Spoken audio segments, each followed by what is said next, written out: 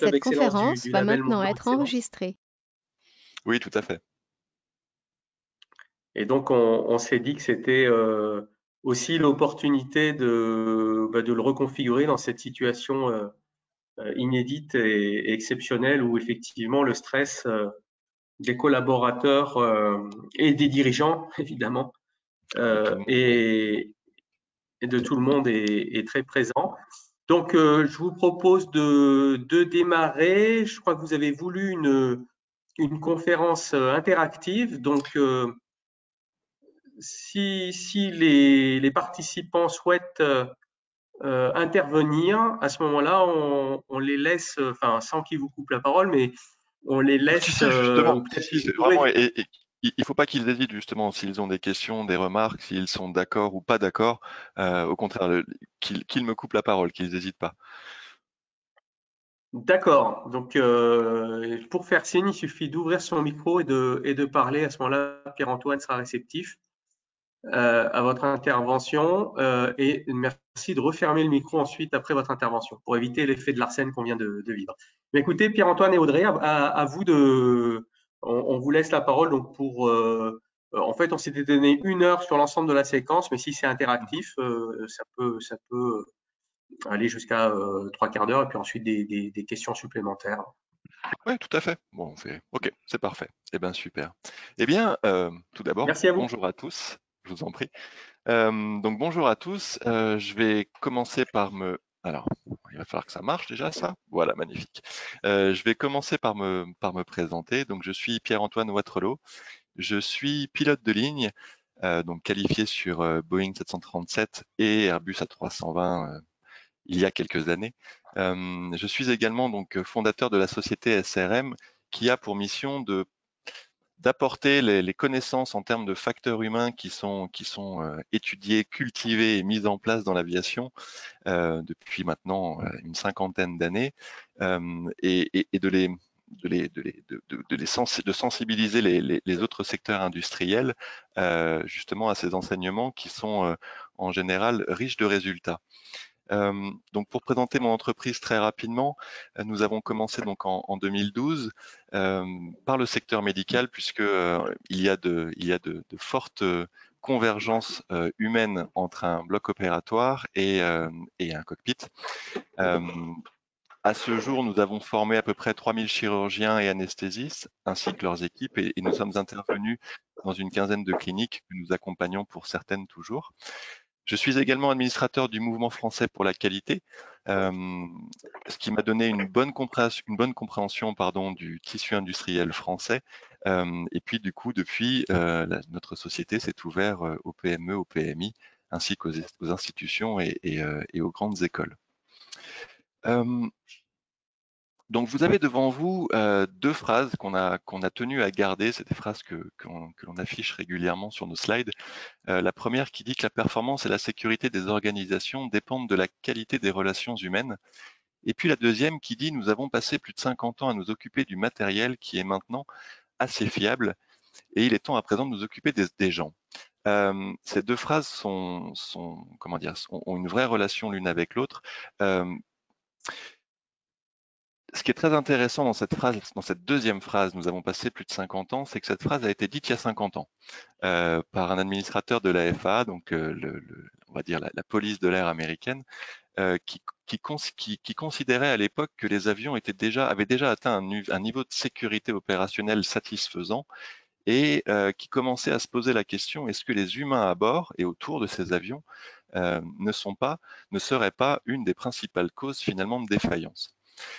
Et les études statistiques et puis ensuite les nouveaux outils qu'on a mis en place, le facteur humain dont je vais vous parler pendant cette intervention, ont prouvé qu'effectivement la performance et la sécurité des organisations dépendent de la qualité des relations humaines puisque on s'est rendu compte qu'on a beau mettre dans les mains des pilotes les plus beaux avions, les plus sécurites, les plus state of the art, si les gens aux commandes, si les gens dans les tours de contrôle, si les humains à la maintenance n'ont pas un comportement de facteur humain, les accidents vont finalement être plus nombreux. Et donc, c'est assez intéressant. La NASA et puis le MIT se sont penchés sur la question suite à un grand crash, le crash de Tenerife, où tout allait bien. Les avions étaient en parfait état de marche et on a eu un crash catastrophique dans ce cas-là, enfin, en particulier celui-là. Et donc, du coup, ils ont défini l'importance du facteur humain et les réponses possibles en termes de formation, en termes d'ergonomie de travail, d'organisation, pour arriver à limiter justement cet impact humain finalement sur la sécurité opérationnelle. Le constat aujourd'hui, on est dans la crise. On est dans la crise, on va dire, jusqu'au cou. Elle était peut-être anticipable, peut-être qu'elle ne l'était pas. En tout cas, probablement que chacun d'entre nous, et croyez-moi, moi le premier, on aurait pu anticiper en tout cas ce genre de crise où tout est remis en cause. Quoi qu'il en soit, maintenant on est dedans et donc il va falloir passer le cap évidemment. Cette importance d'être proactif pour anticiper la crise est tout aussi vraie pour préparer la sortie de crise. Et on va essayer d'en discuter ensemble au fil de cette intervention. Alors le leadership. Le leadership, c'est un des premiers leviers du facteur humain. Le leadership, le stress, l'impact sur l'équipe. Une équipe, c'est quoi? Une équipe, c'est un leader, évidemment. Alors aujourd'hui, on a quelques confusions communes entre un manager et un leader. Quoi qu'il en soit, le facteur humain dit qu'une équipe est composée forcément et menée par un leader. Une équipe, c'est également pardon, un objectif commun et une bonne répartition des rôles. Je vais vous donner un exemple. Je vais commencer par un exemple bien de chez moi, bien de mon entreprise. On est une toute petite entreprise. Quoi qu'il en soit, il y a 3 semaines, quand le confinement a commencé pour moi puisque je suis tombé malade du coronavirus. Et je peux vous assurer que j'avais pas anticipé ne plus être disponible du tout pendant 15 jours pour mon entreprise. Et j'ai eu la chance d'avoir une équipe autour de moi qui a su prendre le leadership et continuer à travailler. Et ce genre d'anticipation que je n'avais pas forcément formalisé et qui est le fruit d'une agilité finalement des membres de l'équipe, montre à quel point il est important de créer autour de soi des équipes qui tiennent la route et qui ont envie d'avancer ensemble, je veux dire. On va faire un focus sur le leader, puisque le leader est évidemment une des personnes clés de l'équipe, et le leader va devoir adapter son niveau d'autorité en fonction de la situation qui l'entoure. Et donc, dans le facteur humain, on va parler de dynamique d'autorité. On vous l'a décrit juste en dessous. Là. Alors, je ne sais pas si vous voyez là ici, je pense que vous voyez du coup mon, mon curseur. Et vous voyez, il y a une boucle bleue qui est, on va dire, la liberté de mouvement d'un leader qui a compris son rôle, excluant toute possibilité d'aller vers le laisser-faire. Si j'avais plus de temps, je vous expliquerai pourquoi, mais un leader qui est laissé faire n'est pas du tout un bon leader et on n'en veut surtout pas. Quoi qu'il en soit, de la démocratie à l'autocratie, ça fait partie vraiment du panel, on va dire, de solutions, d'approches plutôt, qu'a à sa disposition un leader. Et il va falloir, pour vous donner des exemples plus concrets, il va falloir en situation de routine où tout est maîtrisé, il va falloir qu'il soit démocratique. Il va falloir qu'il soit démocratique puisque des gens comme Maslow et sa pyramide ont très clairement défini les besoins des humains. Dans ces besoins, l'appartenance a une vraie place prépondérante. Et un leader démocratique va être capable justement de créer ce sentiment d'appartenance au sein de son équipe. Et puis ensuite, plus la situation va devenir technique, tendue, plus on va commencer à perdre pied finalement, plus on va s'approcher vers de la crise, et moins on aura le temps de prendre les avis de chacun, de consulter tout le monde, de faire participer tout le monde aux stratégies. Et donc, il va falloir naturellement venir vers un niveau de hiérarchie qui s'approchera ou qui sera d'ailleurs complètement autocratique, permettant de prendre des décisions et de continuer à avancer. En général, une crise, comme vous le vivez tous, j'imagine, c'est un moment où les ressources sont très limitées, les ressources humaines, les ressources des fournisseurs, etc. Tout est très limité et donc on n'a pas vraiment, on a encore moins le temps finalement de prendre le temps d'écouter tout le monde. Il faut bien avoir conscience par contre qu'un leader qui devient autocratique met à mal son équipe puisque justement, Maslow encore, le sentiment d'appartenance à ce moment-là va être remis en cause. Et donc, une fois que la crise est passée, il faut absolument que le leader redevienne démocratique et refasse le travail de création de son entreprise, pardon, de son équipe, de structuration, etc., pour justement pouvoir encaisser à nouveau une prochaine crise. Et donc, je rappelle, hein, vous m'arrêtez bien si vous avez des questions surtout. Alors, pourquoi est-ce qu'il faut également avoir une équipe soudée? Pourquoi est-ce qu'il faut avoir un leader humain? C'est pour l'expérience de Milgram. Pour ceux qui ne connaissent pas l'expérience de Milgram, c'est une expérience qui s'est déroulée en 1963 à l'initiative de Monsieur Stanley Milgram et qui a démontré que tout individu, vos collaborateurs, des inconnus, peu importe, tout individu va être capable d'avoir les pires comportements, de prendre les pires décisions possibles à partir du moment où l'autorité qui va lui demander de le faire est légitime. Ce qui est très surprenant, c'est que cette étude a été refaite en 2016 et 2017 et que le chiffre de 62% est passé à 82%. Ce qui veut dire qu'aujourd'hui, au sein de vos organisations, si vos collaborateurs ne sont pas à l'aise avec vous, ne sont pas à l'aise avec cette capacité qu'ils ont de pouvoir être des humains et donc de communiquer, d'échanger, vous allez pouvoir leur demander de faire des choses qui pourraient être des erreurs.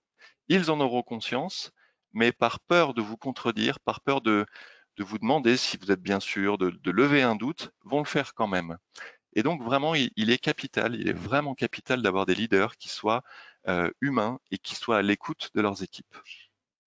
Pierre-Antoine, c'est Oui. l'expérience qui a été rendue célèbre dans le film comme Icare, non?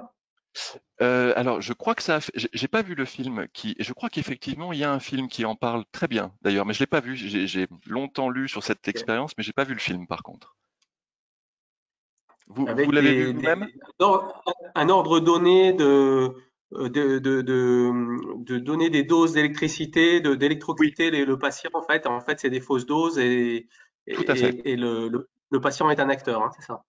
Tout à fait, exactement. Et donc, ils se sont rendus compte que à cette époque-là, 62% des gens étaient capables d'appuyer sur le bouton chaise électrique, on tue la personne, ne sachant évidemment pas que c'était un acteur. Tout à fait, oui. Et donc, c'est I comme Icar.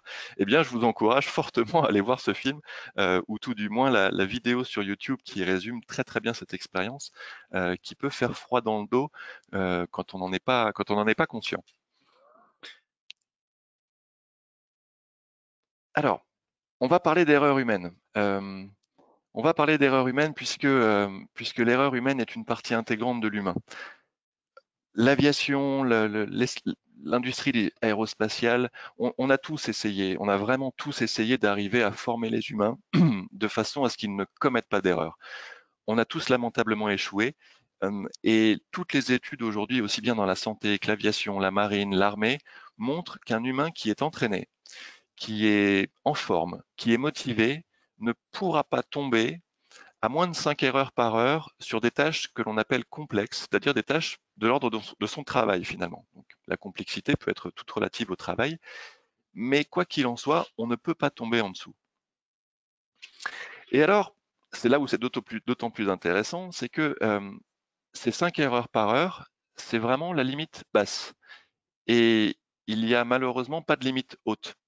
Et cette courbe que vous voyez là, la courbe du stress en fonction de la pression, pardon, des erreurs en fonction de la pression ou du stress, commence avec aucune performance et finit avec aucune performance.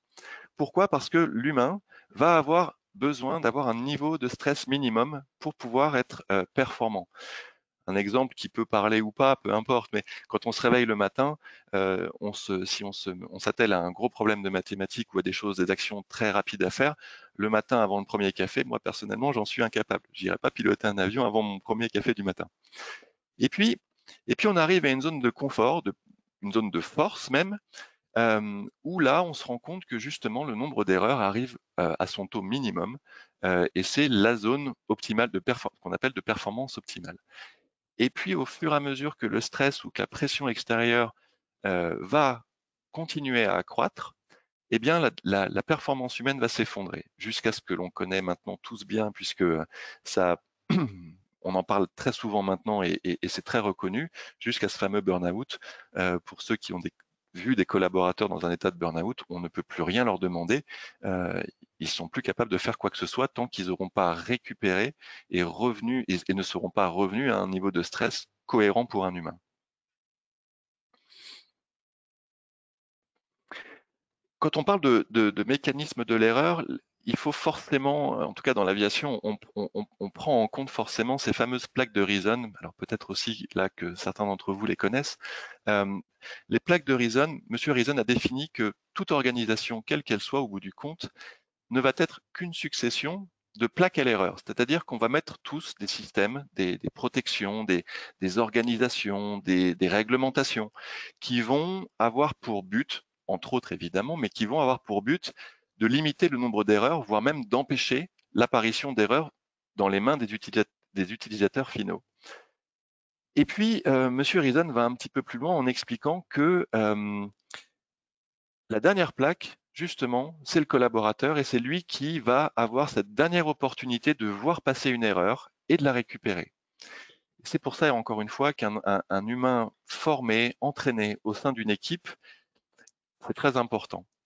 Et puis, il y a un impact très réel sur la crise, sur le stress, c'est que quand on vit dans un environnement que l'on sait sécuriser, on va avoir une diminution du stress puisqu'on va pouvoir se reposer finalement un petit peu sur cet environnement.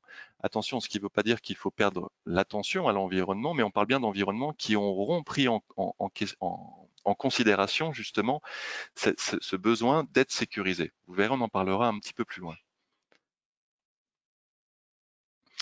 Ensuite, il y a la conscience de la situation. Et alors la conscience de la situation, évidemment, pardon, en conditions de stress, elle va évoluer, vous allez voir. La conscience de la situation, c'est avoir une bonne compréhension de son environnement à l'instant T, et puis si possible, là c'est la cerise sur le gâteau, avoir une capacité d'anticipation sur ce qui va se passer dans les prochaines minutes, les prochaines heures, peu importe l'échelle, la logique reste la même.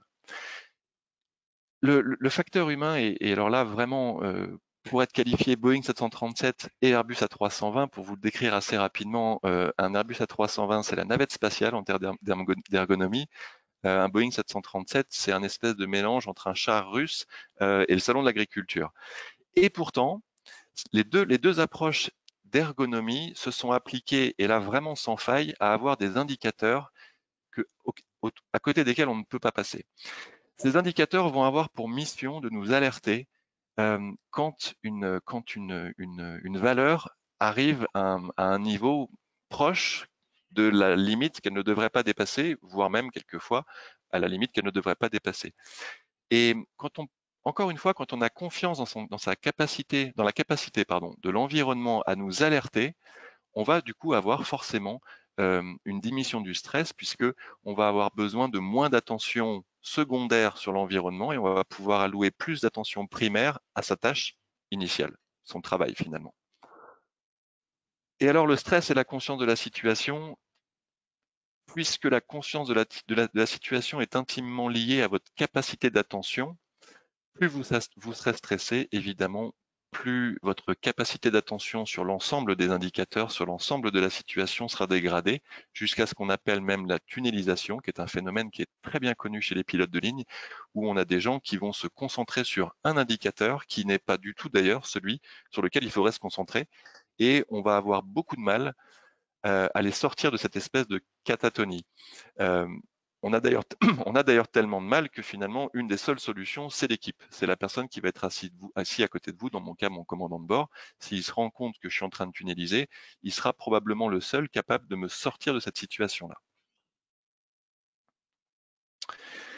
De la conscience de la situation découle la prise de décision. Pourquoi? Parce que si on n'a pas une bonne conscience de son environnement, évidemment, on ne peut pas prendre prendre de bonnes décisions. Et alors là aussi, le stress a un impact, la crise et le stress ont un impact flagrant. Pourquoi? Parce que prendre une décision quand elle est libre, c'est-à-dire quand elle n'est pas encadrée, comme vous le verrez la slide juste après, tout humain va fonctionner de la même façon. Et donc, on va prendre cette équation des contraintes temporelles, des ressources que l'on a, et on va en tirer des raccourcis. Comme exemple, on peut prendre je trouve ça assez flagrant. Vous allez dans une clinique où l'IRM commence à vieillir. Si vous vous tournez vers les médecins et que vous leur demandez est-ce qu'il faut, selon vous, changer cette IRM, ils vont tous prendre la décision de changer cette IRM puisque dans leur soupe d'ingrédients, ils vont inclure la sécurité, ils vont inclure des valeurs qui seront propres à eux. Si vous posez la question au directeur financier, lui, il va voir le coût d'un IRM qui est en général de plusieurs millions. Et donc, sa décision sera peut-être plus influencée finalement par l'aspect coût que par l'aspect sécurité ou tout simplement qualité. Et c'est pour ça que le modèle SRK de M. Rasmussen est dans nos organisations fabuleuses. Vous allez comprendre pourquoi. Le modèle SRK, ça veut dire Skill, Rule, Knowledge. Enfin, c'est SRK, Skill, Rule, Knowledge. Et ça veut dire, pardon, réflexe, procédure et connaissance. M. Rasmussen a défini que tout humain va prendre des décisions en fonction de ces trois niveaux. Soit le réflexe, soit la procédure, soit les connaissances. Ce qui est très intéressant maintenant, c'est que il y a deux de ces trois niveaux que l'on peut totalement encadrer à tel point qu'on va pouvoir s'assurer que face à un même stimuli, chaque humain prendra la même décision. Je vais prendre le premier exemple du réflexe, la voiture. Alors là, c'est pas la photo avec quelqu'un qui passe, parce que quelqu'un qui passe, forcément, on va tous freiner. Mais en voiture, typiquement pour ceux qui ont déjà eu l'occasion, la malheureuse occasion de rouler sur une plaque de verglas, s'ils s'en rappellent, très probablement ils ont freiné. Ce qui n'est pas du tout la bonne décision à prendre, évidemment, ils s'en sont rendus compte, mais cette décision qui est basée sur du réflexe est formatable. Vous avez aujourd'hui des écoles de conduite qui, dans votre cursus d'apprentissage de la conduite, tout simplement, vont vous faire conduire en montagne, vont essayer de trouver des endroits où la route glisse et vont vous faire passer plusieurs fois pour vous formater à intégrer dans votre cerveau reptilien, parce que c'est là du coup que ça va se passer, c'est directement là que ça part, à avoir le bon réflexe. Et donc, le réflexe est formatable. La procédure, on ne parle plus de formatage, on va parler de formation. On va mettre en place, on va analyser notre système, notre organisation, et on va évaluer les incidents, toutes les pannes, toutes les crises possibles que l'on peut avoir. Et pour chacune, on va trouver un joli titre, et puis on va mettre en place une suite d'actions à faire pour optimiser finalement nos chances de réussite. Je vous ai mis la photo d'un avion de ligne parce que aucun pilote de ligne dans le monde ne prend une décision qui va monter au niveau au-dessus. Ça sera forcément du réflexe ou de la procédure. Et puis, vous avez la prise de décision sur la connaissance. Et alors, celle-là, il y a des milieux, comme typiquement un bloc opératoire, où 95% à peu près de leurs prises de décision sont basées sur leurs années de fac de médecine, sur leurs années d'expérience. Pourquoi? Parce que c'est un environnement qui est extrêmement artisanal, où tout n'est pas procédurable, justement. Ils s'en débrouillent très bien. Par contre, ce qui est très intéressant d'en tirer comme leçon, c'est que pour une opération toute banale comme un canal carpien, par exemple, je prends toujours cet exemple-là parce que c'est une opération qui dure 20 minutes et qu'un chirurgien normal, ils en font une trentaine par matinée. Eh bien, si vous prenez 20 chirurgiens de la main différents, vous aurez 20 types d'opérations différentes. Ça pose pas plus de problèmes en soi, si ce n'est pour l'équipe, qui va du coup avoir du mal à garder une bonne notion de ce qui est en train de se passer, de si le chirurgien commet une erreur, puisque lui aussi il en commet évidemment. Et donc on a un système d'alerte venu de l'équipe qui est un peu plus défaillant. On perd cette capacité de standardisation finalement. Ce qui est très important, c'est cette dernière phrase qui dit que standardiser les décisions, c'est donc sécuriser les aléas décisionnels. C'est extrêmement vrai. C'est pas toujours possible, bien évidemment. Il y a des environnements que l'on ne peut pas procédurer complètement, mais faire l'effort de procédurer les choses, on va dire, très aléatoires en termes de sécurité ou de résultats, c'est vraiment un bon exercice à faire. Alors, pardon, j'ai passé un petit peu vite, donc on arrive à la communication. La communication, c'est un des principaux leviers immédiats, on va dire, que l'on va avoir pour agir sur l'équipe, aussi bien en termes de stratégie qu'en termes de stress finalement. il faut absolument, et là vraiment le facteur humain l'a prouvé, et si j'avais plus de temps, je pourrais vous donner pléthore d'exemples. Il est indispensable d'avoir une communication descendante, claire et à l'unisson. Pourquoi? Parce que si vos collaborateurs se rendent compte, ont l'impression en tout cas, que les messages qu'ils ont d'un manager n'est pas le même que d'un autre manager, ou pire encore, n'est pas le même que celui du patron finalement, eh bien, tout humain va immédiatement se rendre compte qu'il y a un problème et que tout le monde a la tête sous l'eau finalement. Et donc, qu'est-ce que ça fait quand on se dit que le train n'est plus, enfin, que l'avion n'est plus piloté par un commandant et qu'il est un peu laissé euh, à voler tout seul? Eh bien, croyez-moi, en tant que passager, vous aurez beaucoup de stress. Vous aurez tout à fait raison d'ailleurs. On a besoin d'avoir des directives précises euh, et encore une fois, qu'elles soient toutes les mêmes. Et puis, j'ai rajouté sécuriser parce qu'il existe des outils, alors encore une fois, si j'avais du temps, mais je vais vous en citer un comme exemple. Il existe des outils comme la boucle de communication fermée qui va consister à transmettre une information à un collaborateur et à ce que le collaborateur la reformule. Ce genre d'outils, quand ils sont mis en place dans des situations de stress élevé, dans des crises profondes, va permettre de déstresser tout le monde. Pourquoi? Parce que celui qui transmet l'information, quand il la reçoit finalement reformulée, va du coup avoir la certitude qu'elle est comprise.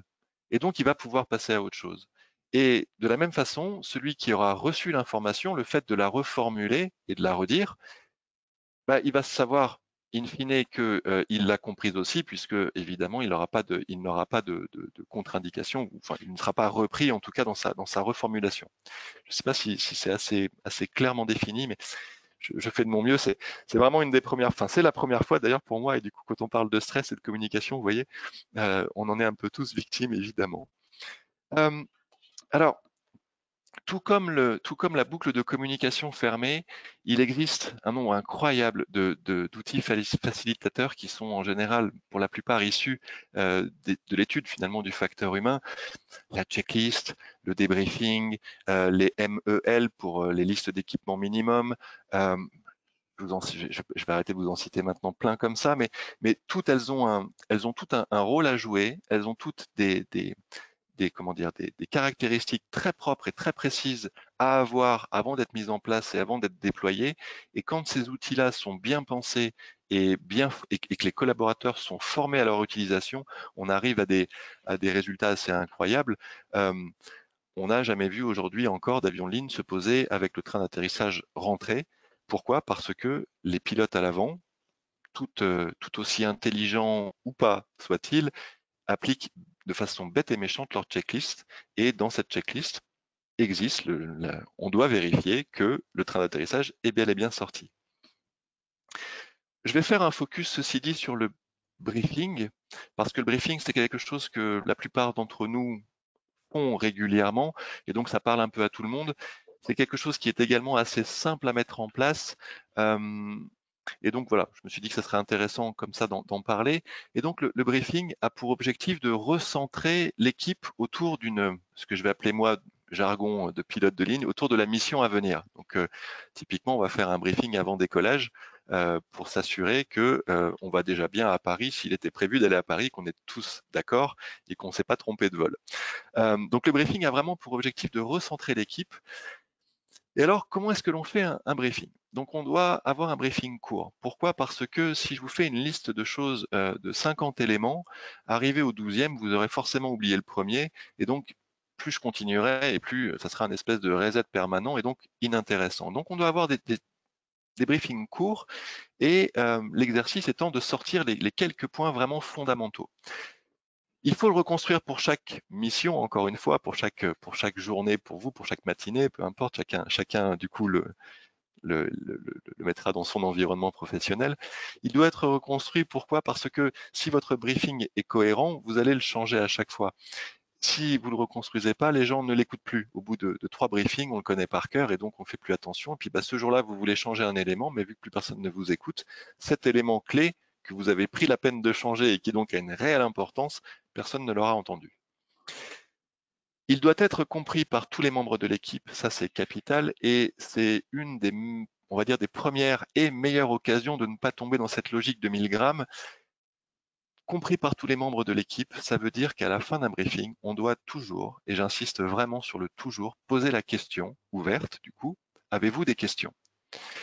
Quand on pose cette question, si les gens en face ont confiance en leur leader, encore une fois, ils vont à ce moment-là se permettre de lever des doutes.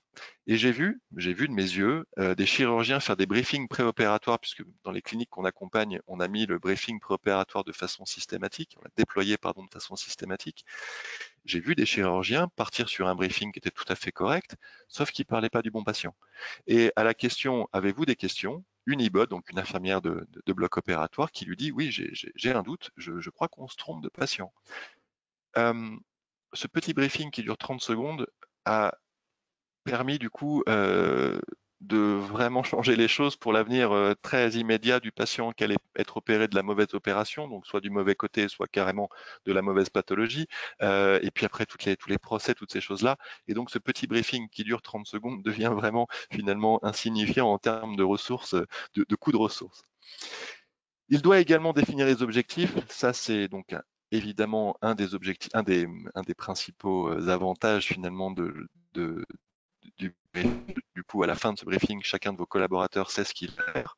Et puis également cerner les points durs, et ça c'est quelque chose de très important qui est très souvent oublié. C'est-à-dire que pendant ce briefing, on va également soulever les points où on se dit que potentiellement on va avoir un problème, voire un gros problème, parce que ça va permettre à tous les collaborateurs qui vous écoutent de pré-remplir leur mémoire à court terme des éléments qu'ils devront eux mettre en place pour pouvoir agir en cas de problème. Et donc on va gagner un temps incroyable et on va même quelquefois réussir à récupérer des crises qui allaient arriver juste parce que les gens auront pré-réfléchi finalement à toutes les actions qu'ils doivent faire. Un bon exemple issu de l'aviation, une étude qui avait été faite il y a quelques années à propos justement de ce briefing et de sa pertinence, puisque nous aussi, on remet en question nos outils et puis les 30 secondes que ça nous coûte avant chaque décollage. Donc, ils ont fait un test, ils ont pris deux équipages, commandant pilote, enfin copilote, même niveau de compétences, même expérience professionnelle, dans 2 simulateurs où ils avaient comme consigne de faire 100 décollages chacun. Et ils allaient avoir, ils le savaient à l'avance, ils allaient avoir une panne moteur, soit du moteur droit, soit du moteur gauche, mais de toute façon, pendant le décollage, ils auraient une panne moteur. Un des équipages avait pour mission de continuer à faire les briefings comme ils le font tous les jours et comme tout pilote de ligne dans le monde entier le fait avant chaque décollage, et l'autre binôme avait pour mission de ne pas le faire, interdiction de le faire. On les a fait décoller 100 fois chacun avec les mêmes pannes, chacun. Le binôme qui avait pour mission de continuer à travailler comme d'habitude avec les briefings a posé l'avion avec un moteur en moins 100 fois. Le binôme qui avait pour mission d'enlever ce briefing de leur procédure opérationnelle n'a posé l'avion dans de bonnes conditions que 50 fois. Quand je dis dans de bonnes conditions, c'est-à-dire un avion où les gens dedans n'étaient pas complètement tous morts. Donc, vous voyez que le taux de réussite à une crise qui est pourtant maîtrisée par un pilote, puisque c'est vraiment un des b.a.-ba de la profession, récupérer une panne moteur au décollage, on n'en est plus capable si on n'a pas fait un briefing, si on a dans 50% des cas, on n'en est plus capable si on n'a pas fait un briefing, si on ne s'est pas remis en tête tout ce que l'on doit faire à partir du moment où l'incident arrive finalement. Donc les enseignements, alors encore une fois, j'ai tout à fait conscience, d'habitude les présentations que je fais durent plusieurs jours, donc là les enseignements, peut-être que vous aurez un peu de mal à faire le grand écart, mais les enseignements du facteur humain, on va dire de façon plus générale pour ce qui est de la situation de crise, pour le stress et puis surtout comment essayer d'améliorer les choses, il y a un mot d'ordre, c'est l'anticipation. L'anticipation de la crise avant qu'elle arrive, et là vous me direz, oui, il est bien gentil, mais c'est un peu tard, on est dedans. Et donc, qu'est-ce qui va vous arriver après cette crise? C'est la sortie de la crise. Et la sortie de la crise, on en discutait encore avec des grands patrons du SDMIS lyonnais, la sortie de la crise va très probablement se transformer pour les entreprises, pour les institutions qui ne l'auront pas anticipé, en surcrise. Et donc, vraiment, je vous encourage à mettre quelques petites gouttes, un plus possible d'ailleurs, de facteurs humains dans votre anticipation de la suite de cette après-crise, de ce déconfinement et du retour à ce qui sera la nouvelle norme peut-être, si elle a un peu changé, on verra. Mais vraiment, il faut absolument se poser les questions maintenant et redevenir proactif, récupérer finalement les rênes des semaines à venir parce que c'est le meilleur moyen de redevenir performant finalement. Également, renforcer le rôle de l'humain. Encore un exemple très proche de moi, puisque c'est un exemple qui s'est passé au sein de mon entreprise.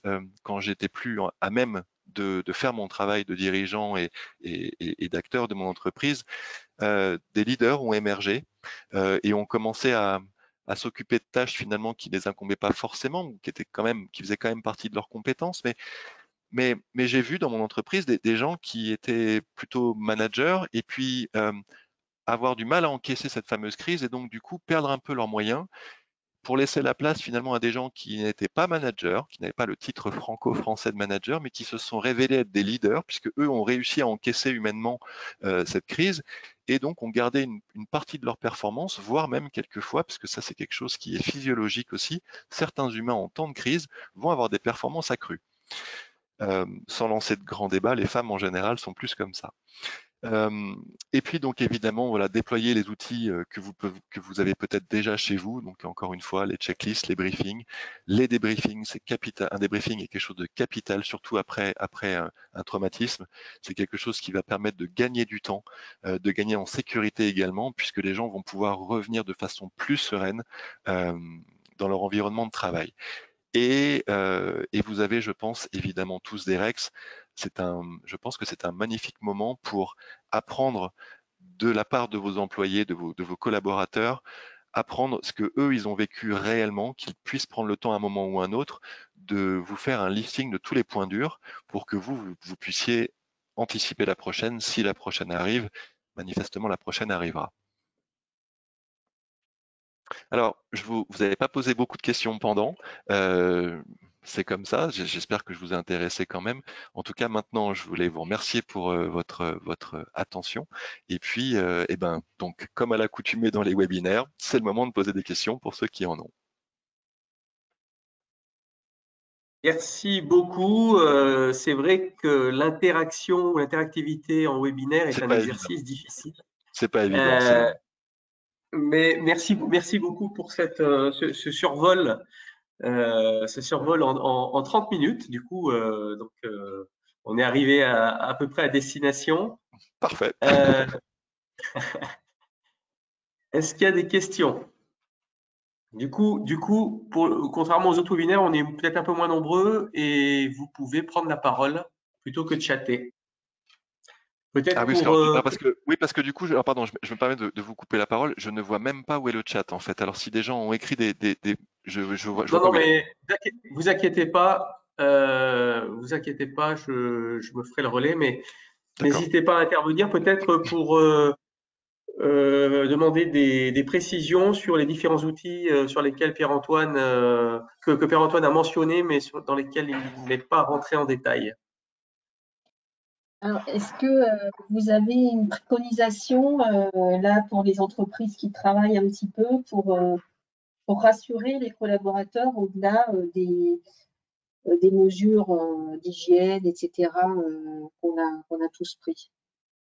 Alors, pour les rassurer en termes d'hygiène, enfin en termes de mesures, pardon, évidemment d'hygiène, euh, précisément sur ce sujet-là, je pense que je suis pas du tout expert hein, pour ce qui est de l'hygiène au travail, mais je pense que idéalement peut-être prendre le cadre légal qui a dû vous être, j'imagine, communiqué par le gouvernement, et puis, bah, encore une fois, je vais revenir à ce que je disais en termes de communication, avoir une communication bien claire et bien à l'unisson que ces procédures que vous avez mis en place garantissent, si vous pouvez utiliser le mot garantir, je me rends pas compte, mais en tout cas contribue du mieux possible à la sécurité de chacun de vos employés. Mais encore une fois, pour ce qui est de rassurer, ce qui est important quand on veut rassurer, c'est à la fois que les gens prennent conscience que vous avez conscience du problème, que vous êtes référence.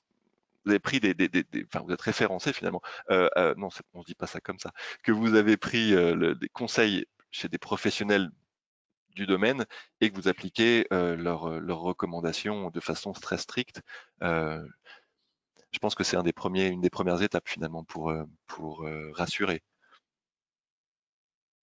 J'espère que j'ai répondu à votre question. On peut même pas faire de réunion. Enfin bon, c'est assez particulier comme. C'est très particulier. Oui, Alors, bien sûr. c'est Audrey. Peut-être utiliser les moyens de communication, les vecteurs de communication que vous avez certainement déjà présents, les télévisions, enfin les écrans dans les. Alors, la cafétéria, j'imagine qu'elle n'a pas du tout la même fréquentation qu'avant, mais peut-être au poste de travail. Voire envoyer des emails si vous avez la possibilité d'avoir un listing complet de vos collaborateurs. Vous voyez, effectivement, C'est Audrey. Est-ce que je peux me permettre d'intervenir? Bien sûr. Donc Audrey Chabas, pardon, je travaille avec Pierre-Antoine, on travaille ensemble. Je voulais le remercier déjà pour ce qu'il a pu dire sur l'équipe pendant son absence. C'était déjà la première chose. Et pour répondre aussi à la question de Madame en termes de communication, éventuellement on pourra vous envoyer les liens à l'époque de l'épidémie de H1N1. Alors c'est le secrétaire général de la Défense. J'ai plus en tête exactement le nom, mais on travaille beaucoup avec la police et la Défense. Je pourrais vous envoyer. Il y a un fascicule qui avait été fait justement sur la manière face à une épidémie et une pandémie. Ils avaient fait un gros travail avec des grilles sur la manière de communiquer auprès des collaborateurs. Donc, si jamais c'est possible, nous on pourra les transmettre à Montblanc Industrie qui vous les enverra.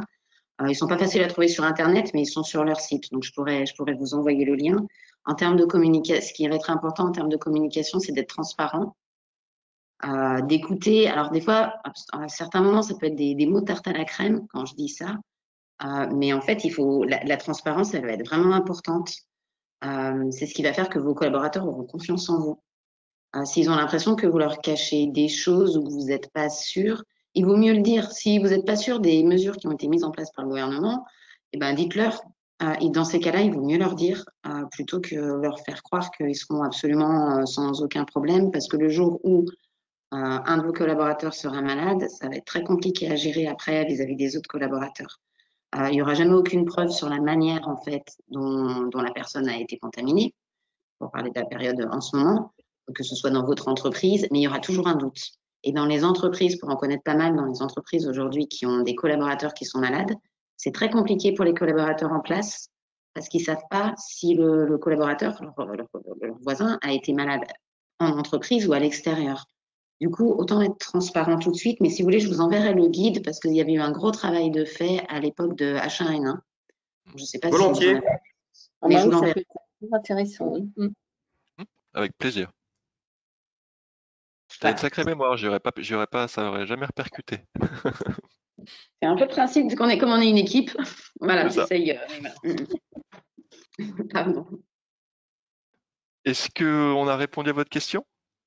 Oui, tout à fait, je vous remercie. Je vous en prie. D'autres Alors, questions? on a une question qui est arrivée par le chat. Concernant la gestion de crise et futur déconfinement, recommandez-vous une communication générale ou une communication par service? J'ai envie de dire un peu les deux. Alors, j'ai envie de dire plus encore, une communication. Je n'ai pas conscience dans quelle mesure, qu'est-ce que vous appelez précisément une communication. Je pense qu'il va falloir accompagner les gens. Et quand je dis accompagner les gens, alors je sais bien que je suis pas du tout au monde dans le pays des bisounours où les ressources seraient illimitées. Je me rends bien compte aussi qu'il y a des choses qu'on peut faire et d'autres qu'on ne peut pas. Mais on va dire, voilà, l'objectif ultime serait un accompagnement individuel. Donc forcément, vous avez, je pense, une partie de votre réponse dans ma réponse. Le plus individuel possible et de toute façon le plus en relation avec l'environnement de chacun. Donc si vous avez des équipes qui sont dans des environnements extrêmement différents, oui, je pense que là, on ne peut pas tous les mettre dans le même panier de toute façon. Oui. Alors, juste pour peut-être compléter, pardon, comme je n'ai pas pu parler pendant une demi-heure, parce qu'on s'était accordé comme ça, je me permets, c'est encore Audrey. En termes de communication, là où il va falloir être vigilant, alors je vais me permettre, j'espère que les mots que je vais utiliser ne sont pas trop durs, mais on a l'habitude de travailler avec la police et les pompiers. Il va falloir que vous arriviez, votre communication, elle va beaucoup dépendre de l'impact que la crise aura eu sur votre entreprise. Alors nous, on ne s'occupe pas de tout ce qui est financier, donc bien sûr, il y a l'impact financier, commercial, etc. mais il va y avoir aussi, selon la taille de l'entreprise, un impact humain. Il faut se mettre en condition qu'il y a peut-être des humains, selon jusqu'où va aller la crise, qui ne reviendront jamais. Et en termes de communication, il va falloir être très vigilant et travailler, je dirais même limite, dans ces cas-là, des accompagnements avec des psychologues. Il va y avoir un pourcentage de gens qui ne reviendront jamais dans leur entreprise. Et c'est un peu dur à entendre, mais il faut, en tant que dirigeant, il faut s'y préparer. Parce que ça veut dire qu'il va y avoir il y a un choc post-traumatique que vivent les gens parce qu'ils sont confinés aujourd'hui. Il va y avoir un deuxième choc post-traumatique quand ils vont arriver dans leur entreprise. Et s'ils ont perdu des collaborateurs ne reviennent pas. Donc la communication aujourd'hui, c'est difficile de répondre parce qu'on ne connaît pas encore exactement l'impact que va avoir cette crise d'un point de vue humain en fait. Il y a des chiffres. Et encore une fois, apporter une importance toute particulière au choix de chaque mot. Chaque mot veut dire quelque chose et d'un accompagnement qui sera précis découlera un déconfinement. Et alors là, je parle pas du fait de sortir de chez soi, mais je parle du déconfinement de l'entreprise, entre guillemets, qui recommence une activité qui reprend pied. Plus l'accompagnement aura été correctement géré, plus vite vous pourrez revenir à une situation, on va dire, normale avec des gens qui auront des traumatismes, mais qui auront quand même une envie, qui auront récupéré un but commun, encore une fois, qui auront récupéré leurs assises grâce aux leaders qui seront revenus, etc., etc. Auront récupéré finalement pied sur un cadre maîtrisé qu'ils connaissent, qui les rassure finalement.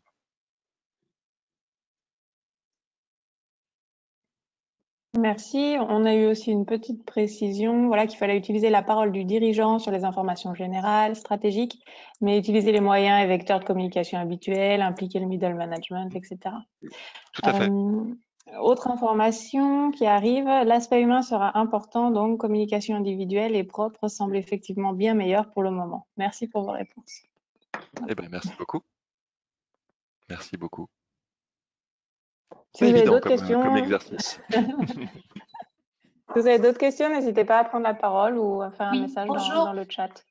Bonjour. Merci beaucoup Pierre pour l'exposé. Nathalie, une question concernant le télétravail et les relations au travail, les relations humaines. Donc là, on est tous projetés dans le télétravail pour ceux qui ont la chance de pouvoir le faire. Comment vous articulez le lien entre les deux et un petit peu justement quelle vision prospective vous avez là-dessus? Bah écoutez, vous voyez, je vous en prie, je suis en train de le vivre moi-même, parce que c'est pas du télétravail que nous faisons, mais c'est quand même de la télé-relation finalement. Et là aussi, alors c'est pas pour botter en touche, mais je pense la plupart des gens vont réagir de manière différente. Je pense qu'il y a des gens qui vont s'y adapter très bien, un petit peu comme aujourd'hui quand on donne un téléphone à un jeune de 12 ans, c'est naturel pour lui, et puis quand on le donne à quelqu'un d'un peu plus âgé, quelquefois c'est plus compliqué. Je pense qu'il y a des gens qui vont très bien encaisser, qui vont trouver une certaine satisfaction, qui vont trouver un vrai échange social finalement avec du télétravail. Je pense qu'il y a des gens également, et à mon avis, là, je vais vous parler de choses que vous vivez tous les jours, qui vont se mettre à faire de la télétravail réunionnite / aigu pour justement essayer de combler un besoin qui est très humain. On a besoin de ces relations sociales.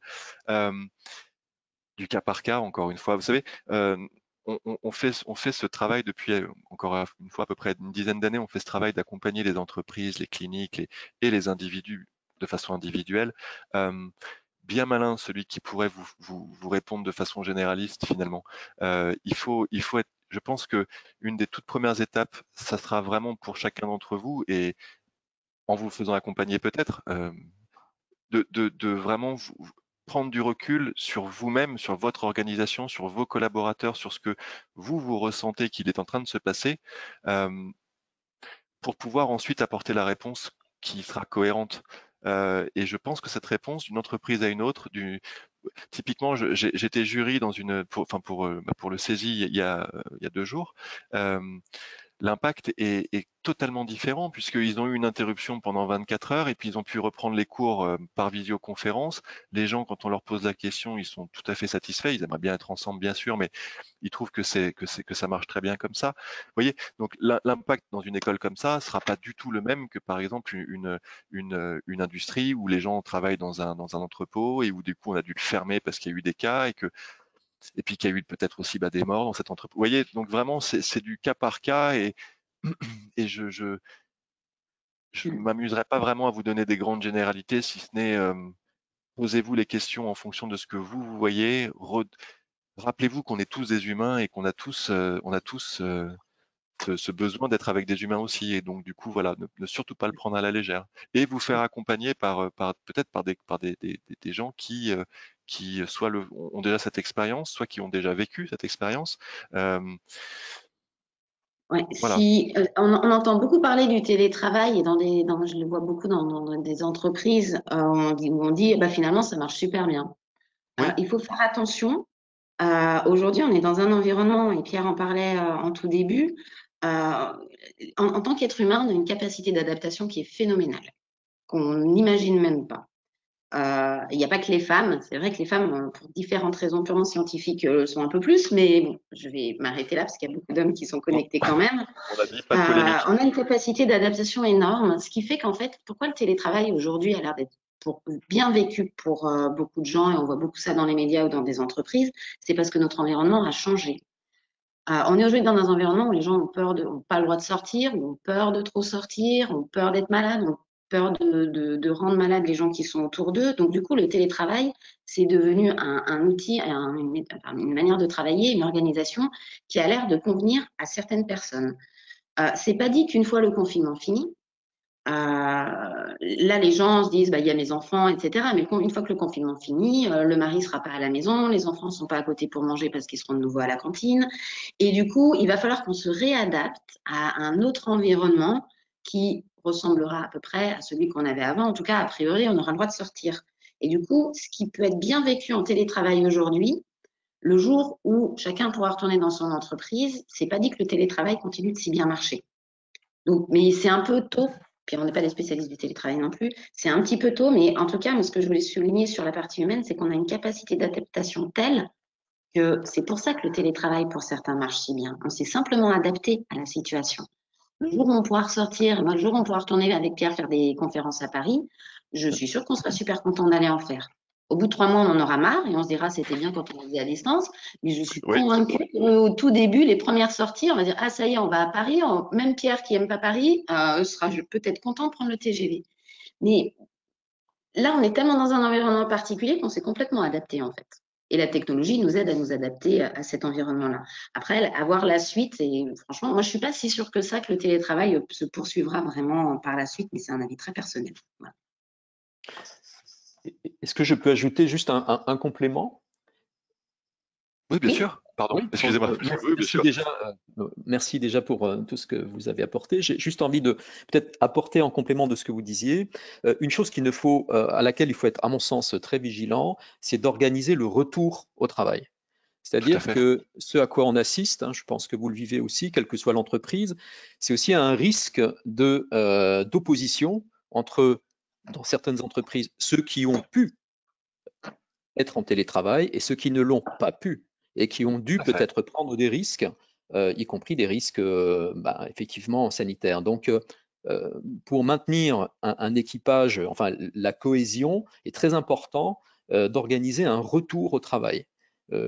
Dans les entreprises, il est extrêmement rare, par exemple, d'organiser un entretien de retour au travail pour des gens qui ont été absents pour maladie, etc., longtemps. Or, c'est quelque chose de très important, et notamment pour éviter que se créent de nouvelles difficultés, finalement, dans une ambiance de travail entre qui pourrait ne pas trouver ces mots, mais qui sera malgré tout latente, entre ceux qui auraient pu être vécus comme des privilégiés et d'autres qui se vivent peut-être comme étant un petit peu le bataillon. Donc ça, c'est un moment, à mon sens, important, quelle que soit l'activité.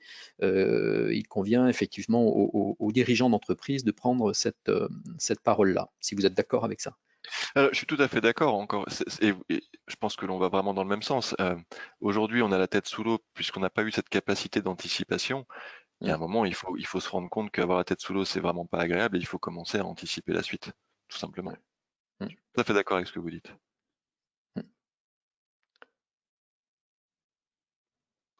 Une autre question?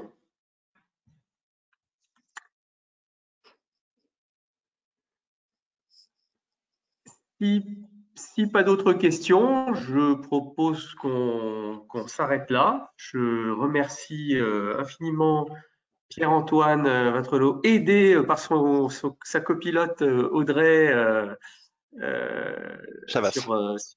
Audrey Chavas sur la prise de parole, sur les réponses aux questions.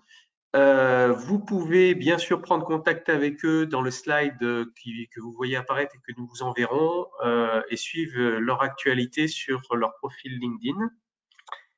Et nous continuerons en fait sur ce sujet-là mardi prochain, puisque le prochain webinaire que nous organisons mardi aura comme thème la communication de crise interne. Et donc, on sera effectivement sur dans la lignée de ce qu'on vient de discuter sur le comment, quels sont les leviers de motivation, comment remobiliser les équipes et avancer ensemble avec Patrice Heinz. Et puis, jeudi prochain, nous rentrerons à nouveau dans des sujets peut-être moins passionnants, mais très utiles. On aura une présentation des dispositifs d'aide aux entreprises par BPI France. Voilà, mais il faut actionner tous les leviers pendant cette crise. Merci encore à tous et puis donc à très bientôt. Merci beaucoup. Merci pour votre participation puis vos questions. Merci. Et votre intérêt. Bonne soirée à tous. Merci beaucoup. Merci. Au revoir. Merci, au revoir. Merci. Au revoir. Au revoir.